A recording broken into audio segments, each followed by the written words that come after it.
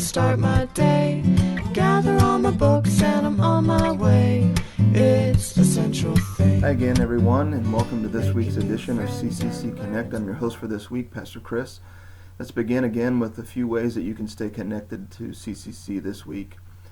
Again, if you're into basketball, our men and women's teams play this week. The women play and the men both play on Friday and Saturday, February 5th and 6th.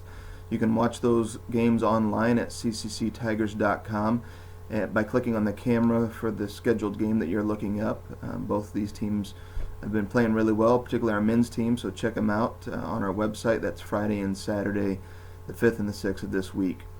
We've just recently begun our Spring Chapel series, so don't forget to check us out on the web. You can look at each of the chapels that we have on Tuesday and Friday. They're usually uploaded within 24 hours. You can check those out at centralchristian.edu/podcasts.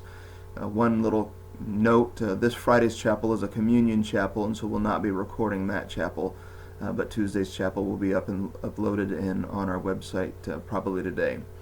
So again, you can also go to our YouTube channel and subscribe from there, and you'll get email alerts notifying you of when any of our videos have been uploaded. Each week, again, it's our intention to reflect on chapel from earlier in the day and to give you the opportunity to check it out on our website and talk about it with your friends, instructors, and students, fellow students that you have in your classes. As I mentioned, yesterday we began our Spring Chapel series. You've seen the logos on our vlogs each week, which is New You. Pastor Justin shared yesterday from James chapter 2, verses 14 through 19, where James, the brother of Jesus and one of the 12 disciples, challenges his readers to understand the delicate balance between faith and works. And so I'd like to explain that a little bit this morning.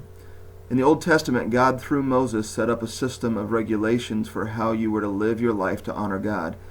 As we read through them today, some of them seem a bit absurd, but the intent was to protect God's people from falling away from Him so they could show their devotion to God. Along with these rules or commandments, they would offer a sacrifice to God to demonstrate His place in their life. They would, for example, sacrifice the prize lamb of the flock to honor God because that lamb was the best one and to show that God was their favorite, their best. If a person messed up or sinned, they would offer sacrifice to God to show how sorry they were and set things right between them and God. They would sacrifice or offer different things depending on the sin that they had committed. It was all intended to show how sorry they were and to show that sorrowfulness to God. As you can imagine, people started to abuse the relationship with God and would cut corners. They made up new rules, some of which were to regulate people groups, rather than to show their love and devotion to God. They came up with creative ways to break the rules so that they could say that they really hadn't broken God's laws, which really they had. They had violated the spirit of the law, not just the letter of the law. In the end, they only demonstrated their own selfishness and not their love for God. Jesus, however, was sent as the ultimate sacrifice, not to demonstrate the people's love for God, but to demonstrate God's love for the people. In Jesus, God showed the people how we were really supposed to love God, not because of the rules or because the rules say so, but because of how much we love God. That is the reason why we act, behave, and demonstrate our love for others and our love through God through our actions. Early Christians found this whole thing incredibly liberating. They were now free to do all kinds of things because God didn't judge whether or not they followed the rules as much as He judged their hearts.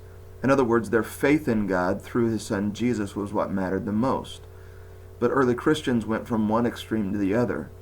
They used to have a bunch of rules and a bunch of stuff that they had to do for God, and now they don't have to do anything at all but have faith, or at least that's what they interpret it to mean. Both were wrong, according to James. James says, in fact, that if you have faith, that's great. But if that doesn't motivate you to love the things that matter to God, then your faith is worthless. In fact, he says that your faith is dead. What matters to God? People do. These new Christians were forgetting that faith and actions work together. One without the other is just as useless as following the rules was if your sacrifices were done only so that you could break the rules to begin with. It's an issue of the heart.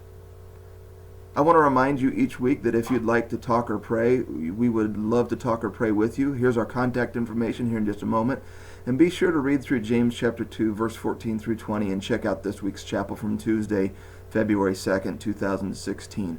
I think it'll be a great opportunity for you to wrestle with this idea of faith versus works, or faith versus deeds. Have a great week, and God bless. Wake up in the morning with a smile on my face. Grab a cup of coffee to start my day. Gather all my books and I'm on my way. It's a central thing.